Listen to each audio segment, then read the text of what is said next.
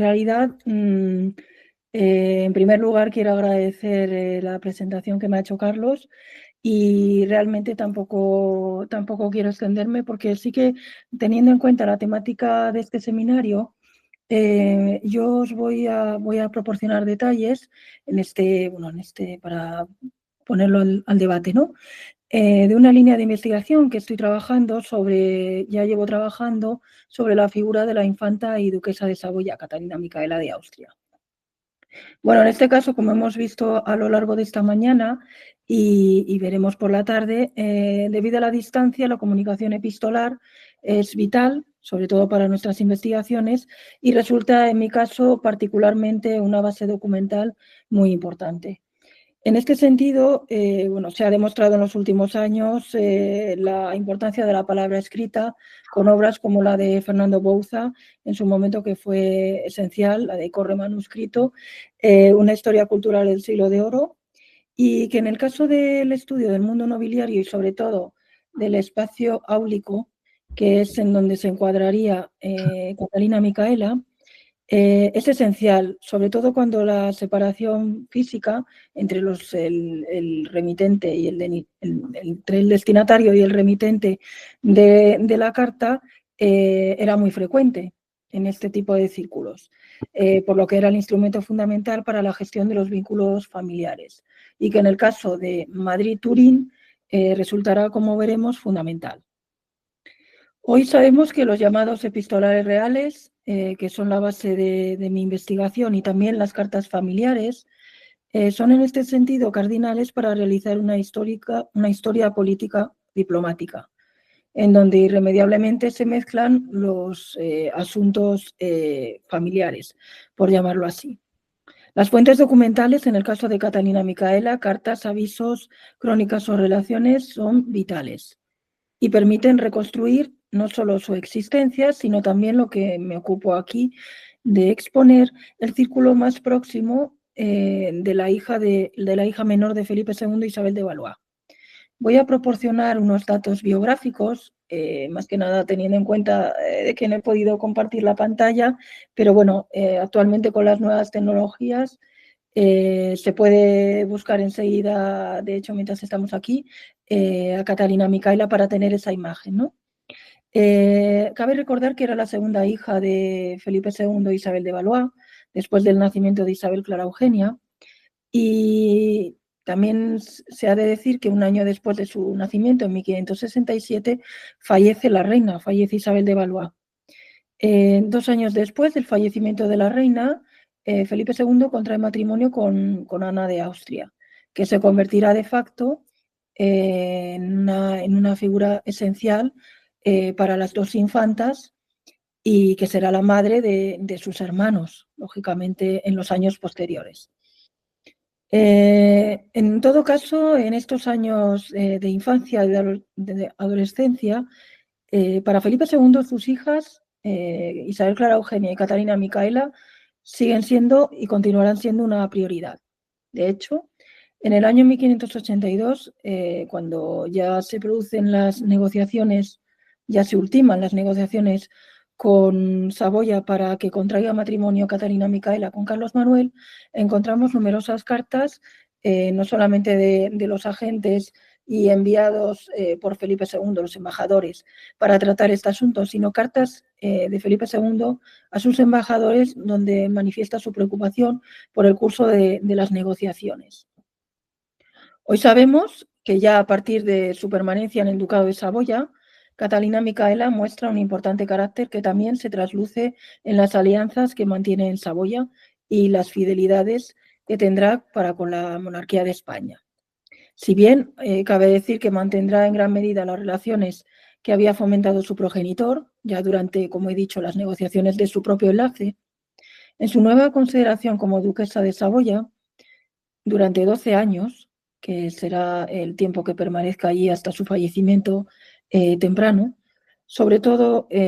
usará las amistades o los vínculos que tenía el duque de Saboya previamente a su matrimonio como apoyo, sobre todo para las empresas de la Casa de Saboya y particularmente para las campañas iniciadas por Carlos Manuel. La correspondencia mantenida con Felipe II, con Isabel Clara Eugenia, es fundamental, y también con el propio duque. De ahí el término que hace algunos años ya acuñó Pier Paolo Merlin, de que Catalina Micaela podía considerarse una auténtica regente di fatto, lo que evidencia que no se limitó únicamente a ser el eje de la Casa de Saboya como esposa y madre, sino que tuvo una participación política y diplomática enormemente activa, desarrollando un rol individual y muy característico dentro de la propia corte de Saboya. En este caso entronca, aunque no quiero extenderme aquí, con la cuestión del llamado poder femenino, que hoy está historiográficamente muy asentado y que muestra la relevancia también de los acuerdos matrimoniales, no solo por las implicaciones meramente relacionadas con la ampliación del linaje y la idea de conservación tan importante en las élites nobiliarias, sino por la influencia de las llamadas hasta hace poco meras consortes, y que en el caso de Saboya vemos como tuvo implicaciones dinásticas y territoriales fundamentales.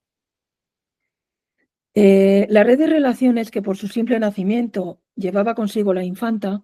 es particularmente reseñable, y que también influyen, lógicamente, en la residencia de destino, en este caso Turín, como nueva duquesa de Saboya. Entonces, lo que yo quiero plantear aquí es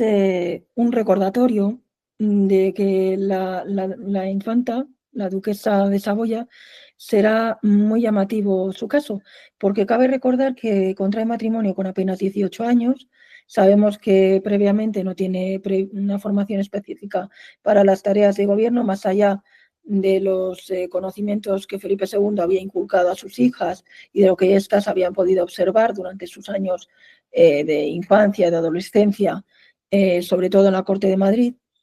Entonces, estas capacidades de negociación y mediación son particularmente visibles en su correspondencia, y sobre todo en la correspondencia de los embajadores y los gobernadores que tratan con Catalina Micaela durante los 12 años que permanece en el ducado. La documentación conservada, por tanto, nos habla de la valía diplomática y política de la infanta, siempre en una tarea de complejos equilibrios, debido a los vaivenes políticos del propio ducado y las relaciones no siempre extremadamente correctas o mantenidas en el tiempo respecto a algunos temas, teniendo en cuenta la situación de las guerras de religión con Francia y demás, que se mantienen con la monarquía de España, ¿no? Todas esas cuestiones geopolíticas, lógicamente, también afectan a los vínculos y a cómo se gestionan esas relaciones, sobre todo entre padre e hija, entre Felipe II y Catalina Micaela, y posteriormente también entre Felipe II y el propio Carlos Manuel. Bueno, podríamos detenernos en la propia correspondencia de Catalina y del duque de Saboya, también en la de los agentes diplomáticos que trabajan, entre comillas, para la monarquía de España y que se deben a la monarquía de España, y también a los agentes que trabajan tanto en Saboya como que se encuentran en Madrid. Todos ellos reflejan algo fundamental, y es resaltando continuamente el complicado papel que ejerce Catalina Micaela como esposa gobernadora, y también su interés ante situaciones delicadas.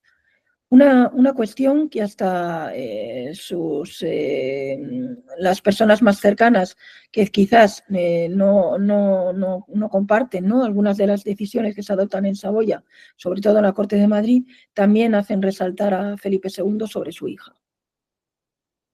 Sabemos que a través de dos figuras fundamentales, que no son otras sino el barón milanés Paolo Sfondrato, el que fuera embajador de Felipe II en Saboya,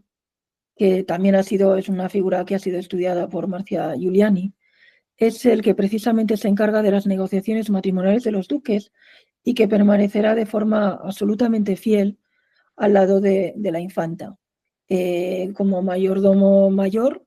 pero un cargo que irá más allá de sus atribuciones, porque se convertirá en un apoyo fundamental para ella.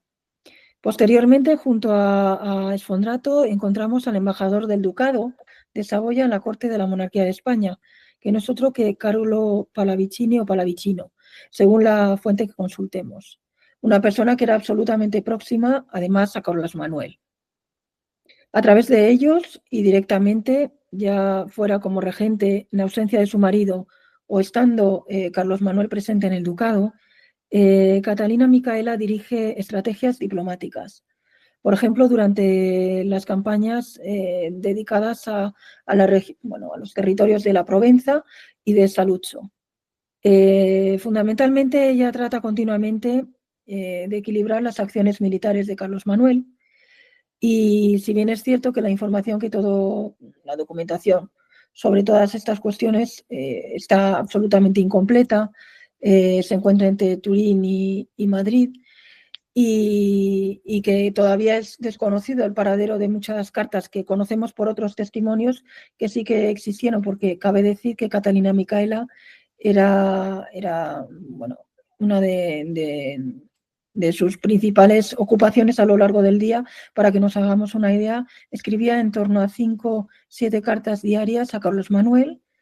y luego por lo menos 2 o 3 a la corte madrileña, para que nos hagamos una idea de ese movimiento, ¿no?, epistolar.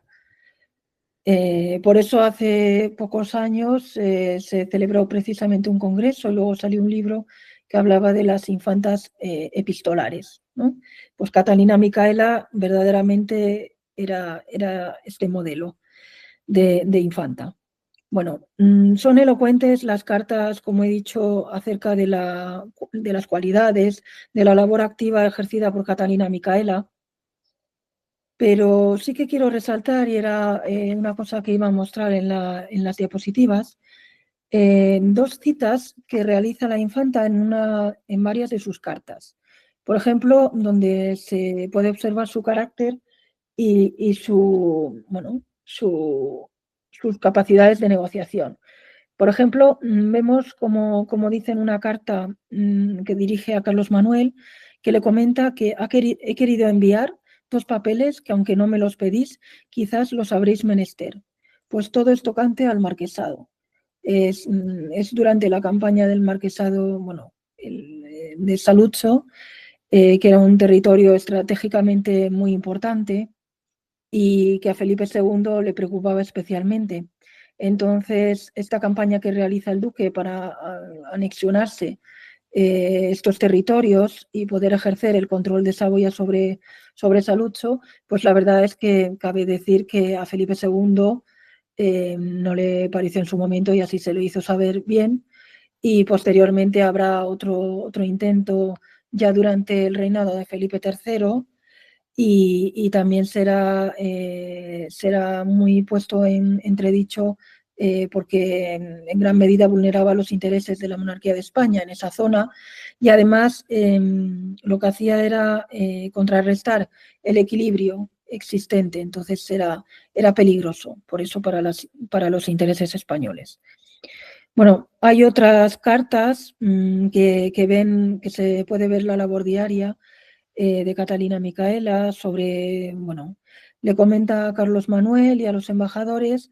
ayer escribí a mi padre solo 2 renglones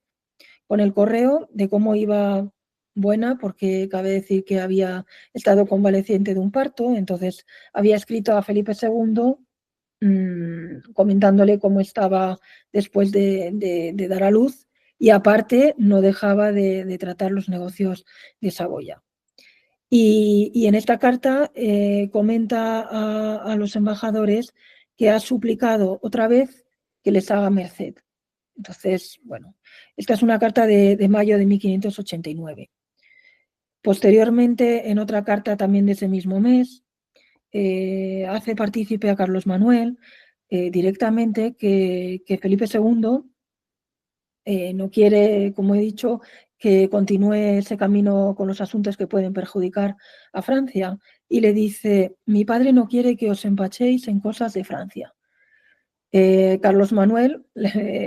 no hará caso omiso a estos consejos, porque es verdad que si bien prestaba atención, ¿no?, a los consejos de Catalina Micaela y también a los de su propio suegro, Felipe II luego tenía un carácter muy particular y tenía su propio criterio en estos temas, aunque no siempre resultaran como él quisiera. Una de las cuestiones más importantes que se observan de la infanta y de sus relaciones, como por ejemplo con el barón Sfondrato, que he mencionado antes, es la correspondencia que mantiene con este durante la campaña del duque de Saboya en Provenza. Es una empresa particularmente arriesgada, también por las implicaciones, que responderá nuevamente a las ambiciones territoriales del duque Carlos Manuel, que en este caso, si bien el marquesado de Saluzzo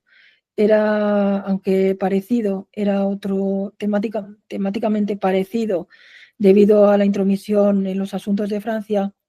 la situación de una Francia debilitada por las guerras de religión, en el caso de Provenza, era absolutamente delicado. Pero Carlos Manuel ve en esta campaña una oportunidad única para asegurar